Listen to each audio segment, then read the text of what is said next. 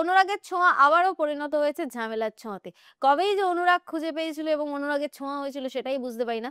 কিছুদিন আগে আমি তোমাদেরকে একটা ভিডিও দিয়েছিলাম এবং তাতে বলেছিলাম যে সিরিয়াল অনুরাগের ছোঁয়াতে দীপা দেবী বারে, বারে প্রমাণ করার চেষ্টা করে এবং যে বারে, বারে যে বলে যে এত ঝড় এসছে আমার জীবনে, এত দুর্যোগ এসছে, সাথে ছিলেন আপনারা আর সাথে ছিল আমার ডাক্তারবাবু। তো সেই ডাক্তারবাবু নয় পাশে ছিল আমি। তো ভেবেছিলাম বুড়ো বয়সে এসে এরা এক হয়েছে, এবার হয়তো এটাই বোঝানোর চেষ্টা চলছে যে বুড়ো বয়সে এসে যখন আর তোমার মধ্যে কিচ্ছু থাকবে না তখন হচ্ছে গিয়ে তুমি প্রেম পাবে। নিশ্চয়ই এই ভিডিওতে বলেছিলাম, তোমরা শুনেছো, না যদি শুনে থাকো আগের ভিডিওটা অবশ্যই করে দেখে এসো, মজা পাবে। কিন্তু এখানে সমস্যাটা হচ্ছে গিয়ে যে আবার অনুরাগের ছোঁয়ার অনুরাগ হারিয়ে গেছে, না মানে আমাদের দীপা আর সূর্যর মধ্যে ঝামেলা হয়ে গেছে। কারণ ইতিমধ্যে ছোট লাবণ্য সেনগুপ্ত খেলা খেলে দিয়েছে। কিরকম খেলা? সেটা হচ্ছে যে ছোট লাবণ্য সেনগুপ্তকে কৃষ্ণ একটা চিঠি দিয়েছিল রায়কেও দেওয়ার জন্য। সেই চিঠি লাবণ্য এনে সবার সামনে প্রকাশ করে দিয়েছে। আর সেই চিঠি থেকে জানতে পারা গেছে যে কৃষ্ণ রায়কে ভালোবাসে এবং রায়ও কৃষ্ণকে। আর এই জিনিস জানার পরে সোনার বিয়ে ভেঙে যায়, মানে এঙ্গেজমেন্ট ভেঙে যায় এবং তারপরে সোনা একেবারে রঙ্গিনী রূপ ধারণ করে তিনি একেবারে ছোট ছোট জামা কাপড় পরে উর্মির সহায়তায় তিনি বাড়ির থেকে বেরিয়ে যান এবং নাইট ক্লাবে নাইট স্টে করে ফেলেন এবং সেখানে গিয়ে প্রচন্ড পরিমাণে অ্যালকোহল সেবন করিয়া একজন ছেলের সাথে খাটে উঠিয়া ঘুমিয়ে পড়েন। ব্যাপারটা বুঝলে না? এবং এই যে ছেলেটা, এই ছেলেটার উদ্দেশ্য ছিল প্রথম থেকেই এই মেয়েটিকে ফাঁসানোর। মানে ব্যাপারটা তোমরা কি কিছু বুঝতে পারছো? আরে এর পরেও যদি বুঝতে না পারো তাহলে কি বলবো? আরে সিরিয়াল অনুরাগের ছোঁয়াতে ইতিহাসকে আবারও ফিরিয়ে আনা হয়েছে। নিশ্চয়ই তোমাদের মনে আছে দীপা রানীর একটা ননদ ছিল যার সাথে বিয়ে হয়েছিল ভিক্টর ব্যানার্জি, নয় নর্মাল ভিক্টর। সেই যে ভিক্টর, সে কি করে বিয়ে করেছিল তিস্তাকে এবং তারপরে তার রূপটা ঠিক কি হয়েছিল আমরা সবাই জানি, তোমরাও জানো। তো এই ঘটনারই পুনরাবৃত্তি হচ্ছে, মানে ইতিহাস নিজের জীবনে ফিরে এসেছে। মানে দীপার একই জিনিস আবারও দেখছে সে। আগে ছিল ননদ, এবার হচ্ছে মেয়ে। রুডি প্রথম থেকেই রুড হয়ে যায়নি, সে একেবারে এতটাই সফট হয়েছে যে সোনা ভাবছে সব ওকে আছে এবং সোনাকে বেশ কিছু ছবি দেখায়, যে ছবিগুলো সে আগের দিন রাতের বেলা প্ল্যান করে তুলে নিয়েছিল। সোনা ঘুমের অবস্থাতেই ছিল, তো সেই সব তুলে বলে তুমি চিন্তা করো না, আমি তোমার হাত ছাড়বো না, আমি তোমাকে বিয়ে করবো। আর সোনাও বলে হ্যাঁ চলো বিয়ে করবো। বাবা মার উপরে রাগ করে বিয়ে। অসাধারণ অসাধারণ শিক্ষা দিয়েছে আমাদের সোনাকে। তো তারপরে আমাদের সোনা বিয়েতে বসে এবং বলে এই লাইভ অন করো, এই বিয়ের পুরো বিষয়টা লাইভে যাবে। তো এই বিষয়ে লাইভ করে সারা দেশ দুনিয়াকে জানিয়ে দেওয়া হয়, মানে বাড়ির লোক বাদে সবাই জেনে গেছে। এরা যখন তারপরে এন্ট্রি নেয়, দীপা নাচতে নাচতে গিয়ে বলে এই কে কার বিয়ে হলো, কার বিয়ে হলো। সাথে সাথে দীপার সৎমা এসে বলে ও দীপা তোর জামাই এসছে। তো দীপা তো বলে দেয় এই বিয়ে মানি না, মানছি না এবং লাবণ্য সেনগুপ্ত হওয়ার চেষ্টা করে। কিন্তু দীপা ভুলেই গেছিল যে লাবণ্যর পাশে কেউ থাক না থাক, লাবণ্যর স্বামীর ক্ষমতা ছিল না ওই বাঘিনীর উপরে বেশি ট্যাপও করা, কারণ কথায় কথায় সে বন্দুক তাক করে একবারে উড়িয়ে দেওয়ার ক্ষমতা রাখতো। তো শেষ অব্দি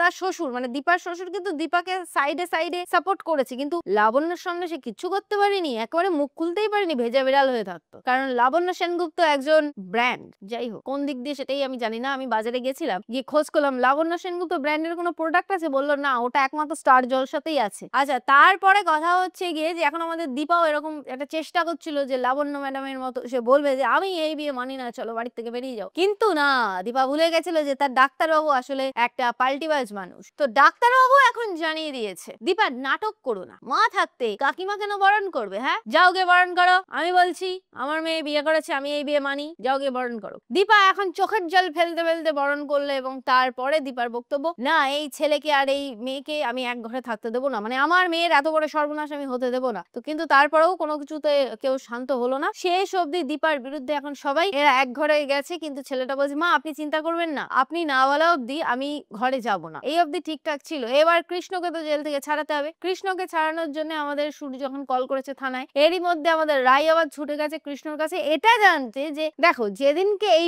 এঙ্গেজমেন্ট পার্টি বরবাদ হয়ে গেছে সেদিনকে আমাদের কৃষ্ণ এসেছিল রাত্রির বেলায়, এসে কিছু একটা বলার চেষ্টা করছিল রুডি সম্পর্কে, কিন্তু সেটা তো শোনা হয়নি, তাই সেটা শুনতে গেছিল এবং সেখানে গিয়ে জানতে পারে যে তার বাবা নাকি আগের থেকে এই সমস্ত কিছু ব্যবস্থা করে দিয়েছে যাতে করে কৃষ্ণকে ছেড়ে দেওয়া হয়। এরই মধ্যে আবার সূর্য সেনগুপ্ত সেখানে হাজির হয়, হয়ে বলে এই তুই যে কোনো একজনকে বেছে নে, মানে সেই চৌধুরী সাহেবের মতো, যেখানে ঋতুপর্ণা আর প্রসেনজিৎকে আলাদা করার জন্য চৌধুরী সাহেব একটা ব্ল্যাঙ্ক চেক ছুড়ে মেরে বলতো বসিয়ে নাও নিজের মনের মতো অ্যামাউন্ট আর ছেড়ে দাও আমার মেয়েকে। এখানেও এরকমই হয় এবং সেখানে বলা হতো যে আমার ভালোবাসা টাকা দিয়ে কেনা যায় না, কিন্তু এখানে উল্টো, এখানে বাবা এসে বলেছে দুজনের মধ্যে একজনকে বেছে নাও, নাই আমি নাই তোমার ভালোবাসা। আমাদের রাইও বলে আমার পক্ষে আর কিছু করার নেই, আমার ফ্যামিলি এখন এখন বিপদে আছে, আমি আমার ফ্যামিলিকে ছেড়ে কখনোই কারোর হাত আমি ধরতে পারবো না, সরি। তাই আমি আমার বাবাকেই বেছে নিলাম। ভাই পাল্টি মারা যদি কারো শিখতে হয় মানে রূপার থেকে শেখো। রূপা এই জিনিসটা সূর্যর থেকে খুব ভালো নিয়েছে। এই অবধি ঠিকঠাক যাচ্ছিল গল্প। এরপরে বাড়িতে আসে বেশ কিছু আত্মীয়, যে আত্মীয়গুলোকে বাপের জন্মে আমি এই সিরিয়ালে দেখেছি বলে তো আমার মনে পড়ছে না। তো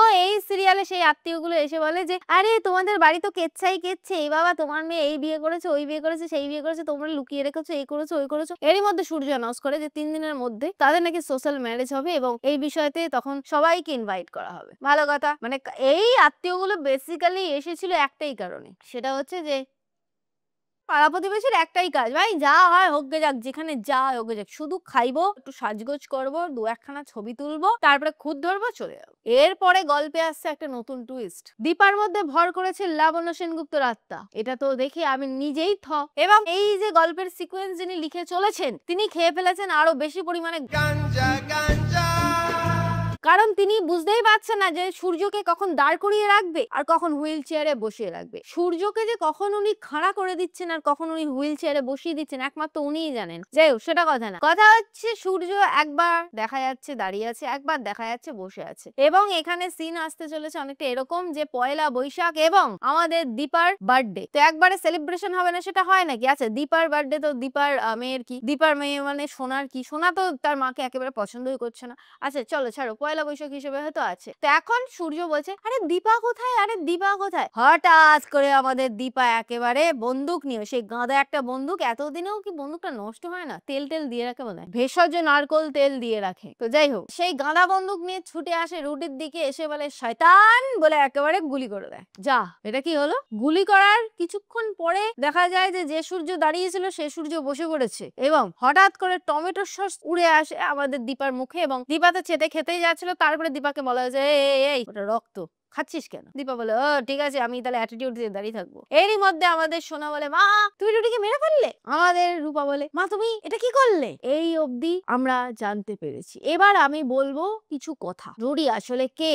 রুডি আসলে মিশকার ছেলে? তাহলে তো ব্যাপারটা ভাই বোন হয়ে যাবে। আরে ছাড়ো, সিরিয়াল তো সবকিছু বজগট করে দেখিয়ে দেওয়া যায়, কিন্তু না, এখানে হয়তো দেখানো হবে এই পোলা আসলে কুমারের পোলা এবং কুমার মরে গেছে, সেই জন্যই সে প্রতিশোধ নিতে ছুটে ছুটে এসেছে। এবং বলা যায় না এই কাস্ট যদি পছন্দ না হয় তাকে নতুন ভিলেন রূপে প্রেজেন্ট করা হবে, যে অমুকের বাঁশ দিয়েছিল লাবণ্য, সে ফিরে এসেছে আজকে। শুধু এটা যদি স্বপ্ন না হয় তাহলে আরো ভালো হবে। দেখা গেল পরে দেখিয়ে দিল যে এটা একটা স্বপ্ন ছিল আর কিছুই না, আর এই স্বপ্ন দেখছিল রূপা আর কেউই নয়। আবার এরকমও দেখানো হতে পারে যে এটা মহান দীপার একটা প্ল্যান ছিল, যে এই রুডির সাথে সে হাত মিলিয়েছিল যে চলো আমি তোমাকে এই বন্দুক দিয়ে গুলি করবো, তুমি ওখানে ধাপাস করে পড়ে যাবে আর তারপরে আমাদের সূর্য দাঁড়িয়ে পড়বে নিজের পায়ে, আর সেই জিনিসটা নিয়ে একটা বিশাল বড় কন্ট্রোভার্সি ক্রিয়েট করবো, তুমি গল্পে থেকে যাবে, তারপরে তোমাকে আমি ভালো ভাবতে শুরু করবো আর সেই নিয়ে চলবে নাটক। না, এটা হওয়ার সম্ভাবনা খুবই কম। আর যদি এটা হয়ে যায় তাহলে ওই সূর্যর ঠ্যাং যদি ঠিক হয়ে যায় তাহলে সূর্যর ঠ্যাং ভাঙার দায়িত্বটা আমার, কারণ এখান থেকে আমি পাথর ছুঁড়ে মারবো। আর যদি এখানে সত্যি সত্যি এই ছেলে মরে যায় তাহলে চিন্তা নেই, ফিরে আসবে, কারণ মিশকা বারে বারে ফিরে এসেছে। ও মিশকা বলতে মনে পড়লো, যে দীপা আজ পর্যন্ত মিশকাকেই মারতে পারলো না, সেই রুডিকে এক বাক্যে মেরে দিল। মানে মায়ের সত্তা কতখানি পাওয়ারফুল বুঝতে পারছো? মানে গাঁজাখড়ি গল্প কত রকমের হয় ভাই। তো আজকের হাইলাইটেড আপডেট আমি এর দিতে চলেছি, সেটা হচ্ছে রুডিকে মেরে জেলে গেল দীপা, শেষ হলো সিরিয়াল অনুরাগের ছোঁয়া। চলো এটাই টাইটেল থাকুক। তো যাই হোক, আমার ভিডিও ভালো লাগলে লাইক করো, কমেন্ট করো, শেয়ার করো। যারা যারা সাবস্ক্রাইব করোনি তারা অবশ্যই করে সাবস্ক্রাইব করে দাও এই চ্যানেলটিকে। আজকের মতো টাটা বাই বাই, দেখা হচ্ছে নেক্সট ভিডিওতে।